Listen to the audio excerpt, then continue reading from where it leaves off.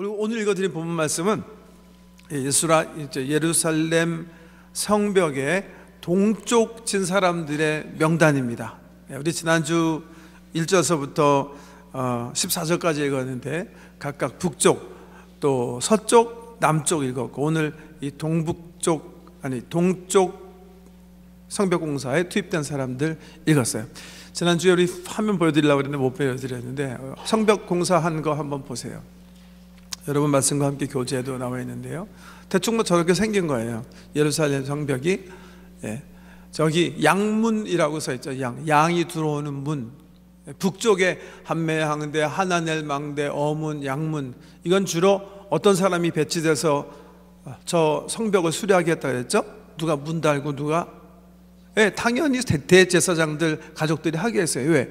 그 사람 내가 저기다 하나님께 드리는 양을 가지고 저 속에서 들어왔다 갔다 하는 사람들이기 때문에, 저기 성전이 저기에 있거든요. 그러니까 이쪽 부분은 대제사장 가문이 가장 가슴 아파하는 그런 애타게 그냥 그 건축 그 수리되기를 사모하고 있었던 부분이기 때문에 대제사장 가문이 맡은 거예요. 그런데 서쪽 부분 보세요. 여러분 앉은 데서 이제 왼쪽이죠, 왼쪽. 넓은 옛문서부터 시작해서 넓은 성벽이라고 쓰여진데, 풀문, 망대, 골짜기문, 여긴 넓은 성벽이라고 했어요. 그러니까 당연히 무너진 부분도 많았겠죠. 그래서 이 서쪽 부분은 누가 대충 맡아서 하게 했다고요? 말씀해 보니까 그 당시 장사하는 사람들, 돈 있는 사람들이에요. 그 당시 뭐 정치적으로도 다 피폐해서 이스라엘이 지금 페르시아 시대 때문에 이제 포로로 잡혀갔다가 돌아오긴 했지만 경제적으로 형편없었지만 돈 버는 사람들이 있었어요. 누가? 무역하는 사람들, 향품 파는 사람들, 금부치 만들어서 파는 사람들, 금장사, 향품장사, 이런 분들은 이집트 왔다 갔다 하고 뭐 페르시아 왔다 갔다 하면서 돈 버는 사람들이 있었어요. 제일 많이 무너진 부분들은 누가 맡았어요? 그래서 그런 상업에 종사하시는 분들이 맡게 했어요. 그렇게 느헤미야가 철저하게 생각하면서 이 목표를 이루기 위해서, 성벽 공사라는 목표를 이루기 위해서 철저한 계획을 통해서, 철저한 과정을 통해서 일을 진행했다는 것을 볼 수가 있는 거예요. 이 남쪽 부분, 골짜기 문으로부터 시작해서 실로암, 분문, 샘문, 수문에 이르기까지는 누가 맡아서 이 공사를 했냐면, 한 사람이 맡아서 한 게 아니라 이 부분은 이제 이 말씀에 보면요, 느헤미야가 이 파트를 7파트로 나눠요. 그래갖고 한 파트는 예루살렘 거민에게 맡겼어요. 근데 뭐 예루살렘 거민만 일할 필요 없잖아요. 나머지 6파트들은 특별히 예루살렘에 살지 않는 이스라엘 사람들, 예루살렘이 이렇게 산동네거든요. 작은 산 같거든요. 다른 성에 사는 사람들을 초청해서 6파트, 이 남쪽 부분 6파트는 밖에서 들어온 사람들이 예루살렘 거민 한 파트와 함께 일을 감당하게 한 거예요. 그런데 정말 이 말씀 이렇게 읽어보면 잘 보이지가 않는데, 그 다음에 이 동쪽에 느헤미야가 맡긴 그 방법은 참 좀 뭐가 있어요, 여러분. 한번 보세요. 말씀에 보면 21절, 아까 우리 20절부터 읽었는데, 그 다음은 학고스의 손자 우리의 아들 물레못이, 이렇게 얘기했잖아요. 물레못. 이거 갖다가 제가 만약에 여러분 물레못 뭐 기억나세요? 그러면 제가 돈 사람이죠. 이거 어떻게 기억하겠습니까? 3장 4절 말씀 보세요. 3장 4절 보시면 여기 이렇게 나와 있다고요. 그 다음은 학고스의 손자 우리의 아들 물레못이 중수하였고, 이 물레못이 어디에 투입된 사람이에요? 북쪽 공사에 투입된 사람이에요. 그죠? 근데 여기 동문 쪽, 동쪽 공사에 또 투입이 됐네요. 그죠?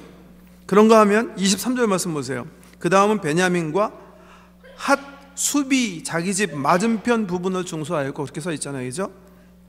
근데 보세요. 11절 말씀 보세요. 11절. 3장 11절을 보면 하림의 아들 말기야와 바핫 모함의 아들 핫수비, 여기 핫수비 또 나오네요. 그죠? 핫수비는 어떤 사람이에요? 남쪽 성벽을 건축하는데 이미 투입됐던 사람이에요. 그런데 동쪽 하는데 또 오는 거예요, 여기에. 그런가 하면, 자, 27절 말씀 가보세요. 27절 말씀 가면, 그 다음은 드고아 사람들이 한 부분을 중수하여 내민 큰 망대와 마주 대한 곳에서부터 오벨 성벽까지 이르렀느니라. 그렇게 얘기했죠. 근데 보세요, 3장 5절 가보세요. 그 다음은 드고아 사람들이 중수하였으나 그 귀족들은 그들의 주인들의 공사를 분담하지 아니하였으며. 이 사람도 역시 북쪽 성벽 공사에 이미 투입된 사람들이죠. 이걸 보면요, 이 느헤미야가 얼마나 지혜롭게 일을 계획했는지 알 수 있어요. 얼마나 철저하게 계획했는지. 어떻게 한 거예요?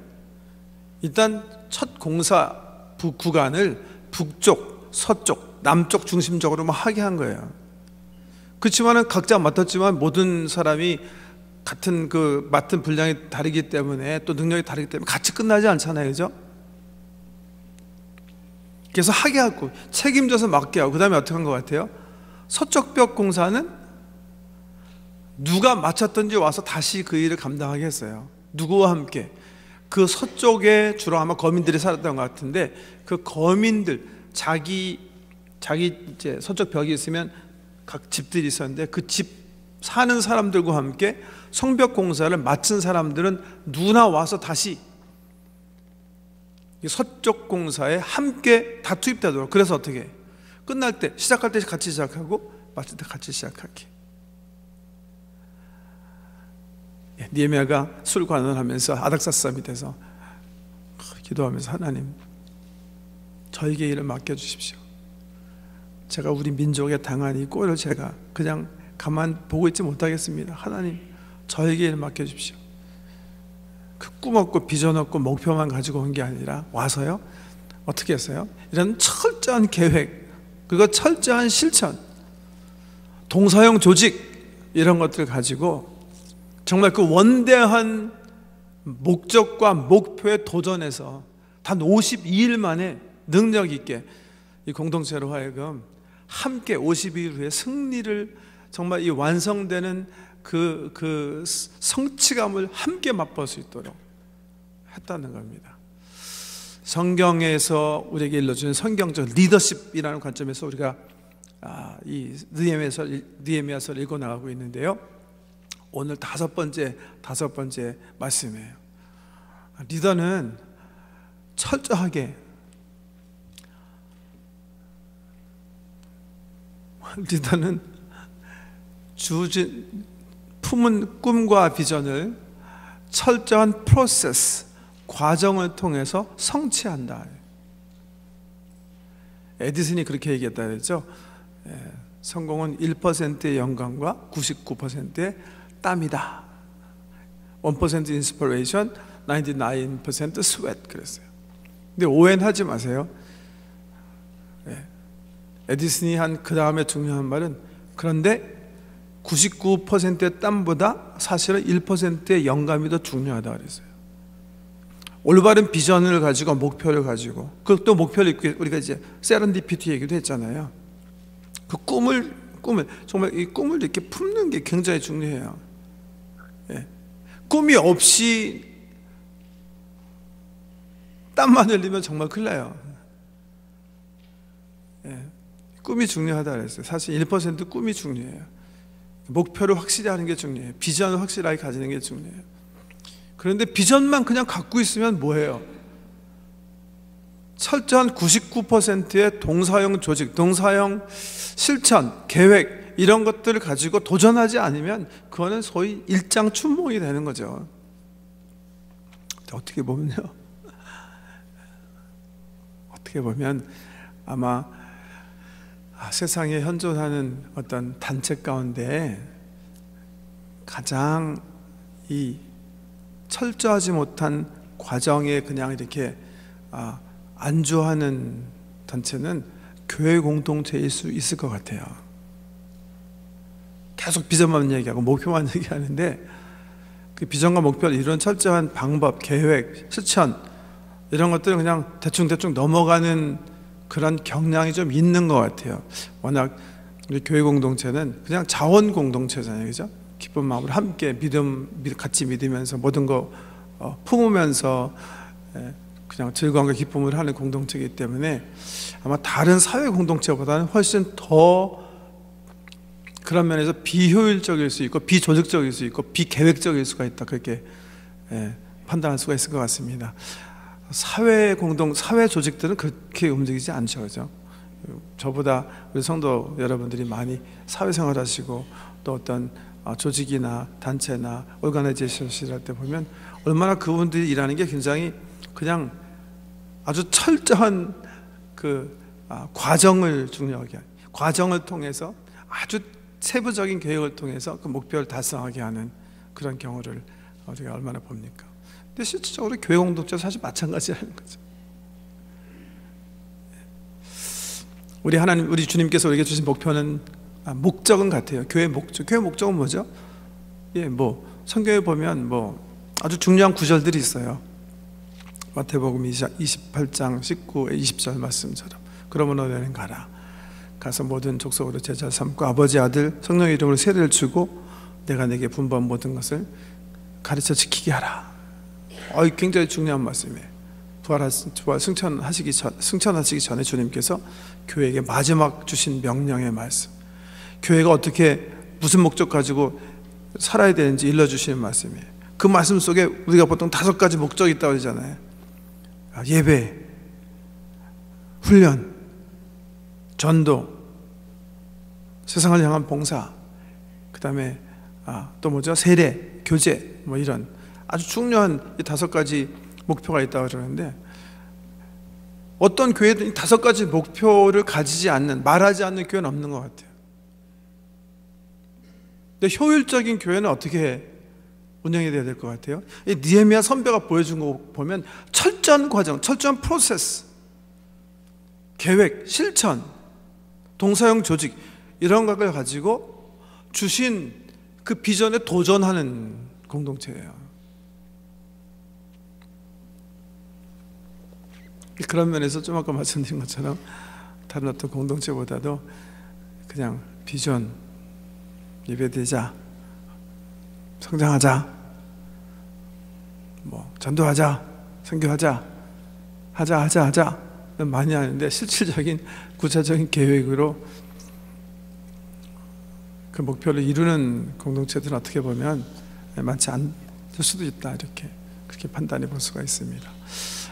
오늘 이 프로세스에 관한 말씀을 드리기 위해서 그냥 보통 어느 공동체든지 사용하는 그냥 다이어그램, 제일 간단한 다이어그램 하나 보여드릴게요. 한번 띄워주세요.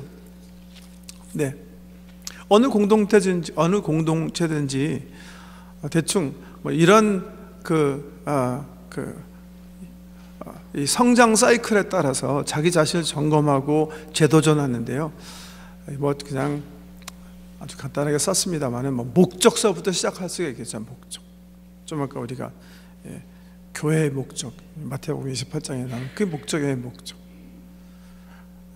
근데 목적에서부터 목표, 비전을 얻어야 되는데, 비전은 어떻게 한다고 그랬죠? 비전은 그 목적을 우리가 잘 이루고 있나, 우리 상태를 점검하고 우리 상태를 메디테이트 하는 데서 나온다고 그랬어요. 비전은 목적과 우리의 상태 두 개를 묵상하면서 나오는 게 뭐예요? 비전이에요. 비전. 목표들이 지금 내 현실에 대한 불만, 우리가 정말 예배를 드리는데 하나님을 기뻐하는 예배를 드리고 있는가? 예배를 드릴 때 마치 엠마오를 향하던 제자들의 가슴이 정말 이렇게 감격으로 마음이 뜨거워졌던 것처럼 우리가 말씀을 받을 때 그 흥분된 마음이 있는가? 우리가 찬양을 드리는데 정말 함께 하시는 이 주님을 영의 눈으로 바라보면서 찬양하는가? 기도가 상달돼서 응답이 되는가? 하는 게 중요한 게 아니라, 그죠? 형용사가 더 중요한 거죠, 그죠? 그거에 대한 불만. 그렇게 되지 않으면 왜 안 될까? 왜 안 될까 말이죠. 좀 작은 단위 얘기하면, 오늘 촌장님들 많이 여기 계실 테니까 우리 촌에서도 마찬가지죠. 우리 촌의 목표가 3개가 있잖아요, 그죠? 함께 왕 대신 그리스도께 순종하는 거. 2번째 목표 뭐죠? 모든 촌원들이 함께 사역하는 거, 함께 전도하고, 함께 성장하고, 함께 배우고, 함께 봉사하는 거. 그 다음에 뭐예요? 3번째는 가족 공동체를 경험하는 거, 서로 돌보는 거, 이거잖아요, 그죠? 모든 우리 98개 촌들이 다 똑같은 목표를 가지고 있어요. 그죠? 주어진 목표. 우리 촌장님들이 해야 될 거, 우리 촌들과 함께 컨시브 해야 될, 우리가 캐치해야 될 비전은 뭐죠? 우리가 정말 그런 공동체인가? 한번 심각하게 고민하는 거예요. 어느 부분에서 우리가 정말 이렇게 부흥을 기도해야 하는가? 어느 부분에서 노력해야 되는가? 그 불만 현장, 현실과 목표를 묵상하면서 얻게 되는 게 비전입니다. 비전 자체는 뭐 경우에 따라서는 구체적일 수도 있고 좀 덜 구체적일 수도 있겠습니다. 예를 들면 우리 교회가 이렇게 예배 등등등등 아까 우리 28장 말씀 얘기했는데요. 거기서 머무르면 안 되겠죠, 그죠? 예를 들면 우리가 이제 선교하는 교회가 돼야 되겠다, 전도하는 교회가 돼야 되겠다. 비전이 이를테면 총력 전도다. 총력 전도 이것만 외치고 있으면 안 되겠죠, 그죠? 구체적으로 총력 전도하기 위해서 동서양처적으로 만들기 위해서 예를 들면 모든 성도가 한 사람씩 무조건 가슴에 품고 그 기도를 한다. 그걸 점검하기 위해서 11월 9일 가까운 주일 119 구명 주일을 택해서 모든 성도들이 자기가 품고 기도하는 전도하려고 하는 사람들 적어내게 한다. 전도 개발원에서는 이것들이 시행되고 있는지 살펴본다. 이게 점점 비전에서부터 계획에서 구체적인 실천, 이분들 초청해서 아주 특별한 만남에 인바이트해서 이분들 그리스도의 복음을 듣게 한다 등등. 비전만 가지고 구호만 외쳐도 될 문제는 아니죠. 근데 이런 것들은 기업에서 정말 잘해요. 예를 들면 우리가 매출을 20% 늘려야 되겠다. 20% 늘리기 위해서 뭘 해야 되겠는가? 우리가 고객들에게 좀 잘못하는 것 같으니까 올해는 목표를, 비전을 고객 감동으로 삼자. 그래서 고객 감동 그렇게 기도만 합니까? 그렇지 않죠, 그죠? 그런 기업들은 성장하지 않습니다. 고객을 감동시키기 위해서 예를 들면 이제는 모든 직원들이 손님 보자마자 빵긋 웃으면서 인사를 한다. 둘째, 매장 청결을 유지하기 위해서 어떤 종이나 휴지가 머리카락 하나도 있더라도 보는 즉시 직원들이 모두 다 줍는다. 3. 예를 들면 우리 물품을 구입한 사람들이 그 물품에 만족하는지 한 달 후에는 반드시 전화를 걸고 만족하지 않을 시 그냥 현찰을 준다. 돈을 돌려준다. 너무 금방 할 수 있을 건 안 되겠네요. 어떻게 등등 구체적인 계획이 나와야 되는 거예요. 그냥 그래 우리 그냥 고객 그냥 잘하자. 그래서 되지 않는다는 거죠. 더 구체적이고 더 세부적으로 구체적인 실천 계획을 세워가지고서는 실천에 옮기고, 이건 너무 힘드니까 뭐 이번 달만 하자든지. 보세요. 비전, 우리가 보통 육가 원칙 그러잖아요. 왜, 무엇을, 누가, 언제, 어떻게, 뭐죠? 어디서 그거잖아요. 그런데 이 6가지 질문 가운데 비전에 관한 게 뭐예요? 비전과 목표 이런 거에 관한 물음이 뭐예요? 왜 해요? 왜, 그죠? 왜 하나 우리가? 당위성 얘기하는 거예요, 그죠? 근데 어디서, 언제, 누가, 어떻게, 무엇을, 이건 뭐예요? 다 프로세스에 관한 거예요. 이 프로세스가 철저하지 않으면 어떻게 돼요? 그 비전을 성취하지 못하는 거예요. 그러니까 철저한 프로세스를 통해서만 비전을 성취할 수 있는 겁니다. 성취할 수 있는 겁니다. 가정에서도 마찬가지라고 생각해요. 우리가 행복한 가정 생활을 해봅시다. 2012년에는. 그리고 그냥 기도하고 끝나시면 그냥 뭐 하나님의 은혜로 또 행복해질 수 있겠지만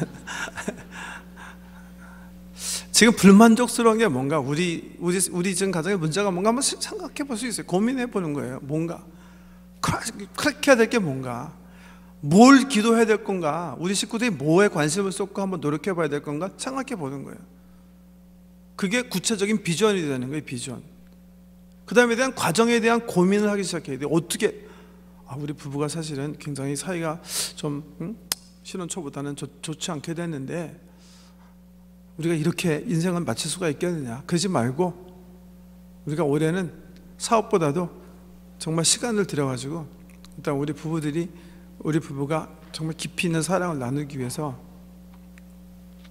카운셀링을 받아본다든지, 아니면 부부 성장학교를 참석해본다, 아니면 초원에 가서 열심히 가서 각자가 우리의 삶을 한번 성경 말씀 가지고 리플렉트 해본다든지, 구체적인 계획이 있어야 되는 구체적인 계획. 겉만 해서 끝나는 거 아니에요. 그 다음에 뭐 해야 돼요? 실천한 다음에 평가도 해야 돼요. 평가. 이게 됐는지 안 됐는지. 왜? 안 됐으면 새롭게 해야죠. 이거 해봤는데 잘 안 됐어요. 그럼 평가하는 거예요. 잘 됐냐 안 됐냐. 고객 감동시켰냐 안 시켰냐. 저희가 이번에 평가했습니다. 어떤 평가들을 했냐면, 보세요. 우리 작년에 아주 특별한 만남 82명 참석했어요. 82명. 근데 올해는 몇 명이라고요? 63명. 그러니까 몇 명 줄어들었어요? 우리 작년에 비해서 막 거의 20명이나 줄어들었잖아요. 예. 그래서 지난주에 벌써 일테면 저희 스태프들이 평가하기 시작했어요. What happened? 뭐가 잘못된 건가? 우리가 올해는 막 보험학회는 매년 했지만 바자회도 했잖아요. 바자회도 했는데 왜 그 숫자가 떨어졌는가? 지금 조사하고 있습니다. 왜? 수정해야 되니까. 우리가 올바른 비전을 세우고 가는 건지, 아니면 방법이 옳았는지, 잘못했으면 하지 말아야 되잖아요. 근데 평가를 하지 않으면 이게 잘못됐는지 잘했는지 모르잖아요. 그죠? 그래서 조사하고 있는 거예요. 왜 안 됐는지. 그래서 피상적으로는 또 들은 거 있어요. 이를테면 작년 한 해 우리가 1년 반 동안 이제 막 건축하면서, 보통은요 건축하는 교회들이 뭐 숫자적으로 성장은 그냥 줄기도 한다는데, 뭐 줄지 않는 건 감사한데 많이 성장은 못한 것 같아요. 1년 반 동안 우리가 막 건축하면서요. 새로운 분들이 이렇게 많이 들어온 것 같지 않아요. 예. 거기에도 영향이 있는 것 같고, 또 한편으로는 우리가 지난 14년 동안 열심히 전도하다 보니까 우리 성도님들이 교회를 너무 열심히 하셔가지고, 어떤 분들 말에는 밖에 이제 믿지 않는 사람, 아는 사람들이 다 없어졌대요. 이제 어떻게 하면 좋냐. 그래서 그 연구 중에 지금. 예. 그래서 우리가 좀 뭐 계획하고 있어요. 말씀드린 것처럼 우리 당에서는 우리 교회 중심 반경 20km 반경에 사는 모든 한인들을 조사해서 70% 이상은 믿지 않는 사람들이니까 교구와 전도 계획을 한번 구상하고 있습니다. 방법론이에요. 방법론. 왜? 목적은 같지만 방법이 이제 소진됐으면 다른 방법으로 사용해갖고 전도해야 되잖아요. 끊임없이 이 프로세스에 대한 고민이, 목표는 행복한 가정이라는 목표가 있고, 정말 우리 효율적인 소그룹, 뭐 어떤 목표, 어떤 비전을 가지고 있든지 결국 계속 다른 새로운 방법을 통해서 점점점 나은 공동체, 점점점 나은 나 자신, 뭐 개인적으로도 마찬가지죠.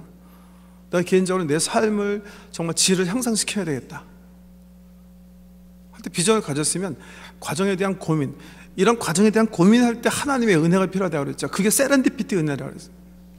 개미처럼 막 방황하고 고민하고 나는 여기서 만족할 수 없다, 끝까지 물고 늘어지고, 낭망하지 않고 기도하고 물고 늘어지고 고민할 때 하나님께서 지혜를 주시고 길을 열어주시고 갑자기 광야에서 막 샘물이 터지게 하신 은혜가 있는 거예요.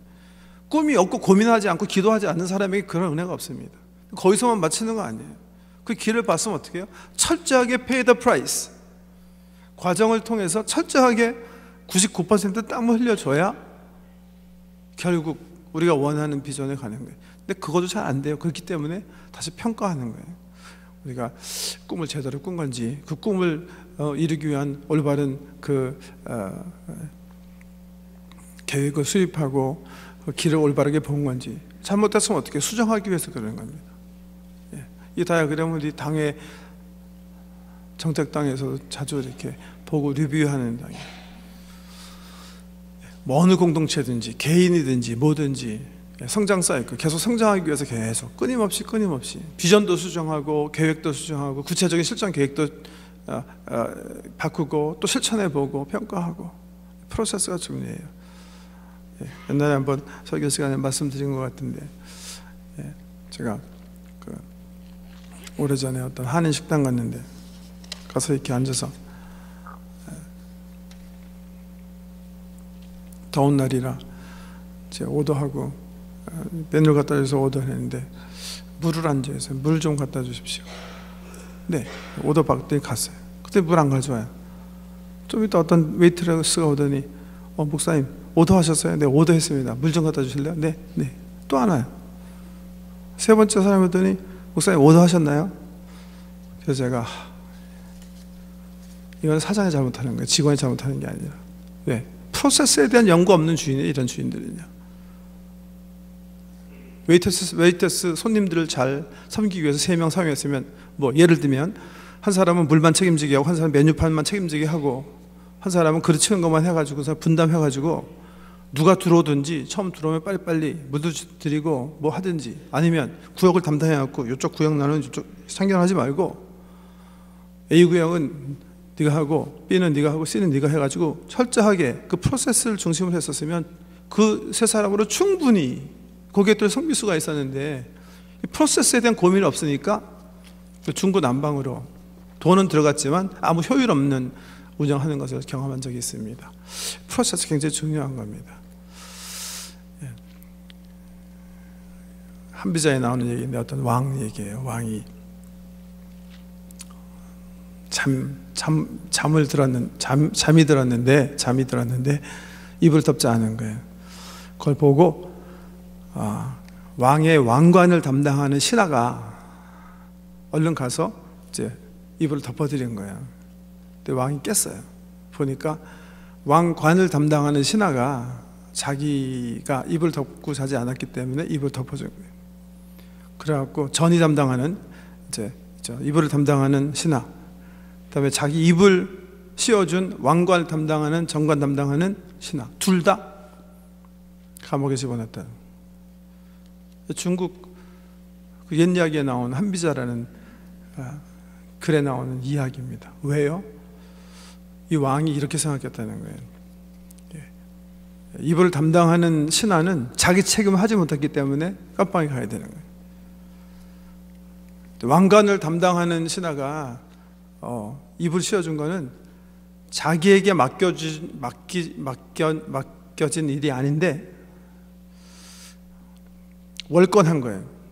이걸 놔두면 다른 신하들도 자기 일은 하지 않고 왕에게 잘 보이려고 부질서하게 일을 하기 때문에 너도 잘못한 거다. 그래서 정말 잘한 건지 안 한 건지 모르겠지만 어떻게 됐든 이 프로세스를 굉장히 중요하게 생각하는 어떤 리더의 어떤 그 치리가 한비자에 기록되어 있습니다. 효율적인 성경적 리더십의 5번째 특징 기억하세요. 높은 비전을 철저한 프로세스를 통해, 그러니까 아까 말씀드린 것처럼 누가 무엇을 어디서 어떻게, 또 하나는 또 모르겠는데 어떻게 철저한 과정을 통해 도전한다.